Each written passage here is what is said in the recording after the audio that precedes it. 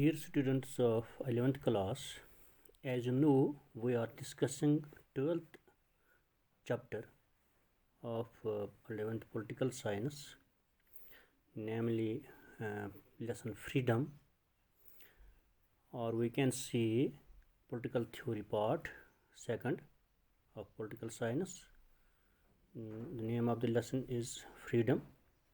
In this lesson we discussed some questions like meaning of freedom, relation between freedom for the individual and freedom for the nation. Second, we discussed concept of liberty, difference between negative and positive liberty.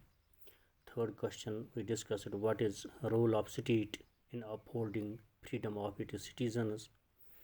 Fourth, we discussed freedom of expression, reasonable restrictions on its freedom.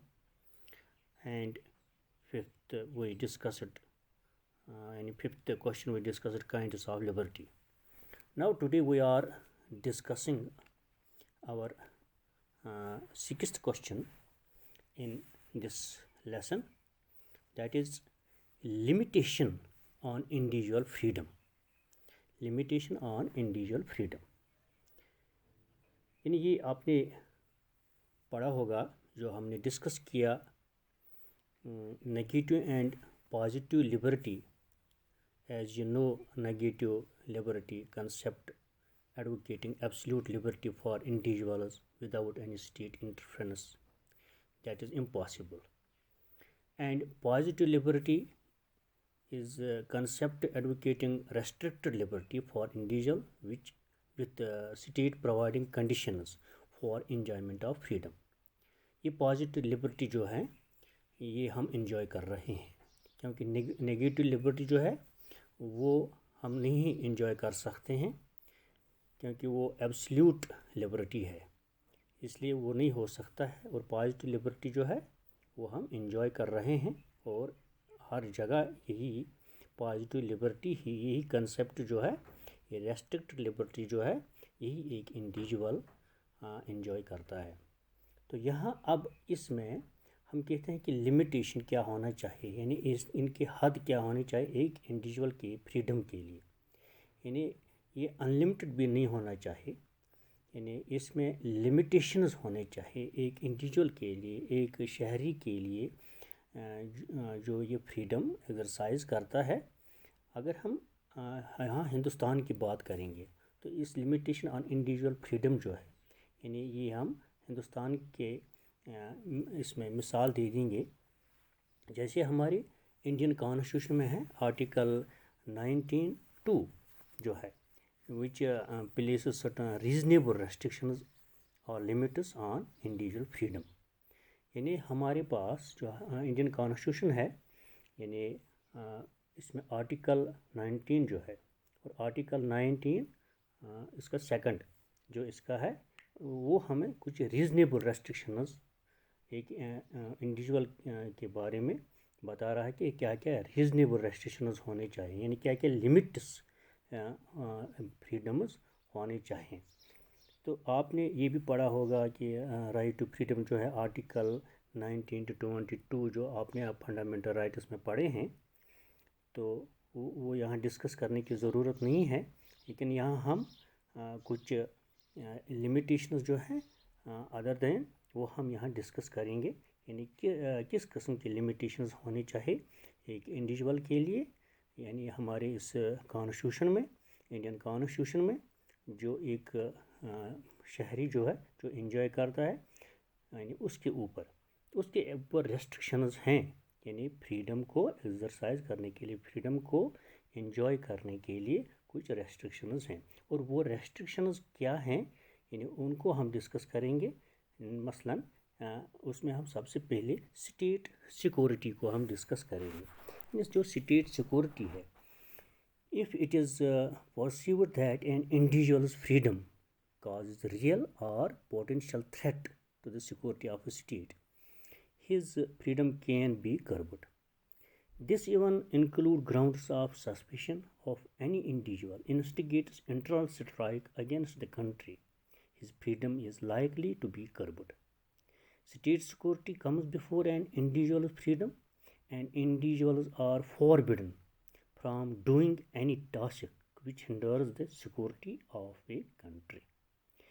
यानी सबसे पहले जो एक शहरी को, एक individual को जो एंजॉय करना है फ्रीडम, लेकिन उस फ्रीडम में उसको स्टेट की, कंट्री की सिक्योरिटी भी रखनी चाहिए, यानी उसको मुल्क की हिफाजत भी करना चाहिए. अगर वो मुल्क की हिफाजत नहीं कर सकता है, स्टेट की हिफाजत नहीं कर सकता है, यानी उसके उस जो वो काम करता है उससे एक स्टेट को ज़ख्म पहुँचता है, एक स्टेट को, यानी वो स्टेट के अगेंस्ट काम कर रहा है, तो वहाँ उसकी जो फ्रीडम है वो कर्ब की जाती है, उस पर लगाम लगाई जाती है, यानी दैट मीन्स कर्ब्ड, यानी जो हम उसको कर्ब करते हैं, उसको लगाम देते हैं. यानी अगर वो स्टेट के अगेंस्ट काम कर रहा है, यानी वो स्टेट के सिक्योरिटी के खिलाफ काम कर रहा है, यानी अगर हमें ऐसा लगता है कि वो, यानी एक शख्स जो है, एक शहरी जो है, एक इंडिविजुअल जो है जिसे हम कहेंगे, यानी अगर हमने उसको कॉन्स्टिट्यूशन ने उसको फ्रीडम दिया है, लेकिन लिमिटेशन भी है उसके, उस फ्रीडम के ऊपर, यानी लिमिटेशन तब पैदा होते हैं जब अगर वो स्टेट सिक्योरिटी के अगेंस्ट काम करता है, यानी अगर वो अपने मुल्क के ख़िलाफ़ काम कर रहा है, तो वहाँ उसके जो फ्रीडम्स हैं उन पे कदगन लगाया जाता है, यानी कर्ब किए जाते हैं, यानी उससे मना करना है, यानी ऐसे करने के लिए, यानी अगर वो सिक्योरिटी ऑफ द कंट्री के ख़िलाफ़ काम कर रहा है. ठीक बात है. तो यहाँ हमारे पास एक और है, यानी इस लिमिटेशन में, जो लिमिटेशन ऑन इंडिविजुअल फ्रीडम में सेकंड जो है इंसाइटमेंट ऑफ एन ऑफेंस, यानी इंसाइटमेंट ऑफ एन ऑफेंस वो क्या होता है, वो होगा प्रोवोक करना. यानी क्या प्रोवोक करना, यानी कोई जुर्म, यानी किसी को जुर्म के लिए प्रोवोक करना. तो ये यानी ऐसे लोग जो people do not have the freedom to incite people for an offense. The Constitution has made penable provisions for people inciting an offense. यानी लोगों को अगर कोई प्रोवोक करता है, लोगों को अगर कोई मजबूर करता है स्टेट के खिलाफ, यानी उनको उस, यानी स्टेट के खिलाफ, कानून के खिलाफ कोई भी इनको मजबूर करता है, तो ये एक ऑफेंस है, ये एक जुर्म है. यानी कोई अगर उनको इंसाइट करे, कोई उनको जुर्म करने के लिए भड़काए, तो ये भी यहाँ उसकी फ्रीडम जो है वो कर्ब की जाती है, तो वो पनिशेबल भी है. तो थर्ड हम डिस्कस करेंगे. तो थर्ड है डिफेमेशन. डिफेमेशन क्या होता है? डिफेमेशन होता है हद के इज़्ज़त, जिसे हम कहते हैं, अगर किसी को हम यानी इज़्ज़त, किसी की इज़्ज़त के ऊपर हम दाग लगाए देंगे, तो यानी उसको ऐसे यानी मैलिशियस अटैक करेंगे या कि एब्यूसिव अटैक करेंगे किसी के कैरेक्टर के ऊपर, उसे हम डिफेमेशन कहते हैं. तो ये डिफेमेशन भी, ये भी कानूनी तौर जुर्म है, और यहाँ लिमिट है एक इंडिविजुअल को कि उसको ये नहीं चाहिए कि वो ऐसा करे. If any statement or publication defames a person in this society, it is treated as a punishable offense. Such a defamation may make the person unpopular or a laughable character. No statement or publication should make a mockery of any person or promote hatred against him.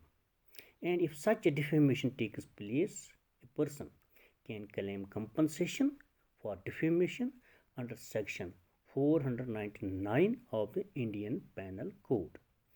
तो ये defamation का case यहाँ है, यानी अगर कोई शख्स किसी दूसरे शख्स को डिफेम करता है, यानी उसके अगेंस्ट एब्यूसिव अटैक करता है, मैलिशियस अटैक करता है, तो वो पनिशेबल है, और साथ साथ وہ کمپنسیشن بھی اس سے حاصل کر سکتا ہے.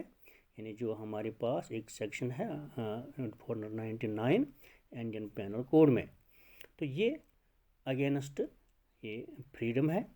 تو یہاں اس کے جو فریڈم ہے لمٹ ہوتی ہے. تو یہ ایسی اسٹیٹمنٹ سے انحراف کرنا چاہیے جو کسی شخص کے اوپر لگائے جائیں گے. یعنی ایسے حتک آمیز کچھ اسٹیٹمنٹس کسی کے اوپر لگائیں گے تو یہ ڈیفیمیشن کیس ہوتا ہے اس شخص کے اوپر جو یہ کرتا ہے. یہ پونیشیبل بھی ہے. تو چوتھا پوائنٹ جو ہمارے پاس ہے یعنی friendly relation with foreign countries. یہ بھی ہمارے پاس ایک پاور ہے. یعنی the state is empowered to place any such restriction on the freedom of an individual which may hamper the country's friendly relations with other foreign states or may be a threat to the country's foreign policy. یعنی ایک شخص کے آگے یہ بھی freedom جو ہے اس میں لمٹ ہوتا ہے اگر وہ کیا کرتا ہے ریسٹرکٹ یعنی انڈیویژل کیا کرتا ہے کسی کنٹری جو ہمارے فرینڈلی کنٹری ہوتا ہے اس کے ساتھ فرینڈلی ریلیشنز ہوتے ہیں یعنی دوسری کنٹری کے ساتھ اگر وہ اس میں کسی قسم کا تھریٹ بنتا ہے تو یہاں بھی اس کے جو فریڈم ہے وہ لمٹ کیے جاتے ہیں یعنی ریسٹرکٹ کیے جاتے ہیں. تو اس طرح اور ہے ہمارے پاس یہاں مثلا پبلک آرڈر ہوتا ہے. پبلک آرڈر یعنی یہ ہمارے پاس چوتھا پوائنٹ ہے public order. A freedom can even be curbed to maintain law and order in society. Any action which violates the public order leading to violence and terror in society is punishable by law. This may include incitement to communal, caste, linguistic, or regional passions amounting to violence or acts encourage Naxalite violence and terrorism. The government has full authority to take strict action against those guilty of destroying public order. In India, Indian Penal Code section 144 allows the magistrate to ban any such assemblies or conferences which he thinks may disturb public peace and order. جیسے ہمارے پاس یہ ہے ہم عام طور پر کہتے ہیں کہ دفعہ 144 لگا ہے اور دفعہ 144 میں کیا ہوتا ہے کہ وہاں زیادہ لوگوں کو اسمبل نہیں ہونا ہوتا ہے کیونکہ اس میں جو پبلک آرڈر ہوتا ہے وہ درہم برہم ہوتا ہے. یعنی اس میں وائلیشن ہوتا ہے اور یہ وائلیشن جو ہے سوسائٹی سماج کو کمیونلزم کے لے جاتا ہے آگے.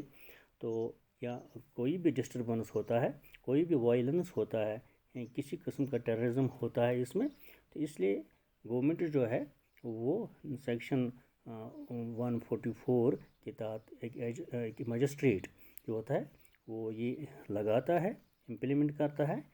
تو وہاں لوگوں کو جمع نہیں ہونا ہوتا ہے تاکہ وہ پیس کو ڈسٹرب نہ کریں. ٹھیک ہے یعنی اسے ہم کہتے ہیں پبلک آرڈر. یہاں اس پبلک آرڈر کو یہاں بھی لمیٹیشن ہوتے ہیں ایک انڈیویژل کے اوپر اس کی فریڈم کے اوپر. یعنی تب ہوتا ہے جب اگر یہ ہمیں لگے کہ یہاں کمیونل رائٹس ہونے والے ہیں اگر یہ لوگ جمع ہو جائیں گے اور وہ جو جمع ہوتے ہیں پھر وائلنس ہوتا ہے یعنی پھر ایسے یہاں ہمارے پاس بھڑکانے والے ایسے نعرے لگاتے ہیں کہ اس سے ہمارے یہاں ڈسٹرب ہوتا ہے پیس کو ڈسٹرب کیا جاتا ہے. تو اس طرح سے یہ پبلک آرڈر جو ہے اس کو مینٹین رکھنے کے لیے تو ہمارے پاس سیکشن 144 یعنی عام طور پر ہمیں معلوم ہے یعنی ہم کہتے ہیں کہ دفعہ 144 اور دفعہ 144 میں کیا ہوتا ہے کہ وہاں زیادہ لوگوں کو جمع نہیں ہونا ہوتا ہے تاکہ پیس رہے تاکہ امن رہے. تو اسی طرح کنٹیمپٹ آف کورٹ کو بھی ہم لیتے ہیں اس میں. یہ بھی ہمارے پاس ایک پوائنٹ ہے یعنی جو the constitution did not define attempt of court. The Indian Parliament through an amendment in 1971 defined this provision. It includes both civil and criminal matters. Civil matters related to contempt of court include disobedience of orders of an honorable court. Criminal matters include public criticism of judiciary or working of a judge or using undue influence upon the judiciary, intruding its work. However, contempt of court does not include commentaries on judgments and their impartial publication. Contempt of court is liable token or legal punishment. यानी contempt of court हम कहते हैं अगर हम court का कोई फैसला नहीं मानते हैं। तो इसमें क्या हुआ है कि हमारे पार्लियामेंट में एक अमेंडमेंट हुआ 1971 में, जो क्या करता है कि उसमें सिविल एंड क्रिमिनल मैटर्स यानी प्रोविजंस हैं। तो सिविल मैटर में क्या होता है, related to contempt of court यानी disobedience of orders of an honourable court, यानी डिसओबीडियंस उसके ऑर्डर जो हैं यानी कोर्ट के जो ऑर्डर्स होते हैं उनको ओबे नहीं करना, उनको ओबे नहीं, ये अगेंस्ट कोर्ट होता है, कंटेम्प्ट ऑफ कोर्ट होता है, तो वो पनिशेबल होता है। दूसरे इसमें है criminal matters include public criticism of judiciary और वर्किंग ऑफ ए जज और using undue influence upon the judiciary including it's work. यानी क्रिमिनल मैटर्स में इसमें आता है यानी क्रिटिसिज्म ऑफ जुडिशरी आता है इसमें, और अगर जो जज का जो काम होता है उसके ऊपर इल्ज़ाम लगाना या कि उसके काम काज के ऊपर यानी क्रिटिसिज्म करना। यानी contempt of court does not include commentary और judgments and their impartial publication. यानी कंटेम्प्ट ऑफ कोर्ट में अब क्या होता है, क्या अगर कोई मसलन अगर कोर्ट जो है जजमेंट देता है और जजमेंट के बाद वो उसके ऊपर काम नहीं किया जाता है, वो उसके डिसीजन को इम्प्लीमेंट नहीं किया जाता है, तो अगर वो जो इनकार करता है, जो इनकार करने वाला होता है, तो वो पनिशेबल है, उसको पनिश किया जाता है यानी against this contempt of court. और यहाँ एक और पॉइंट है हमारे पास, that is sovereignty, unity and integrity of India. यानी ये आपको मालूम है यानी सॉवरेनिटी जो है हमारी खुद मुख्तारी जो हमारी है, यानी इसमें हमारा इत्तेहाद है, यानी इसमें हम सालमियत जो है हिंदुस्तान की, अगर इसके खिलाफ़ कोई स्टेटमेंट देता है, ऐसे स्पीचेस करता है, यानी वो धमकियां देता है हमारी इस सॉवरेनिटी के आगे, तो वो पनिशेबल है, यानी उससे जेल जाना पड़ता है। यानी इसके आगे यानी sovereignty, unity and integrity of India को के खिलाफ़ अगर कोई स्पीच करता है या धमकी देता है तो उसको पनिश किया जाता है। यानी उसमें इसको ये हक हासिल नहीं है कि वो सॉवरेनिटी और यूनिटी और इंटीग्रिटी के आगे कोई ऐसे स्पीच दे जो मुल्क की सालमियत को खतरा होगा, तो इसमें वो पनिशेबल होता है। ये हम कहते हैं कि द गवर्नमेंट में ban such statements, publications and speeches which threaten the sovereignty, unity and integrity of country. Freedom of speech, expression and conscience should not be used to threaten the unity and integrity of India. It is liable to be punished. तो ये जो हमारे पास कुछ conditions है जो यहाँ हमने discuss किए, यानी ये हमारे इस फ्रीडम, इंडिविजुअल फ्रीडम को लिमिट करते हैं, यानी इसमें लिमिटेशंस होते हैं। तो अगर ये लिमिटेशंस ना होंगी तो इससे मुल्क का काम काज फिर मुश्किल होता है, डिफ़िकल्ट होता है। यानी हमारे पास एक पॉजिटिव लिबर्टी है, यानी जो एक कंसेप्ट है हमारे पास उसमें रेस्ट्रिक्टेड लिबर्टी है, तो तब ही एक स्टेट, एक मुल्क जो है वो उसमें जो लोग हैं वो इस फ्रीडम को एंजॉय करेंगे, आराम से, पीसफुली से, यानी वो एंजॉय कर सकते हैं। یہ ضروری ہے کہ ہمارے پاس پازیٹیو لبرٹی جو ہے، یہ ریسٹرکٹڈ لبرٹی جو ہے ایک انڈیویجول کے لیے ضروری ہے، تاکہ اس میں ہمیں providing conditions for enjoyment of freedom to every citizen. تو اس سے ہمارا جو آج کا ٹاپک ہے، اور ساتھ ساتھ ہمارے پاس یہ جو چیپٹر تھا فریڈم یا ہم لبرٹی کہتے ہیں، یہ آج ہم نے اس کو آخری اس کا کوشچن تھا۔ تو تھینک یو۔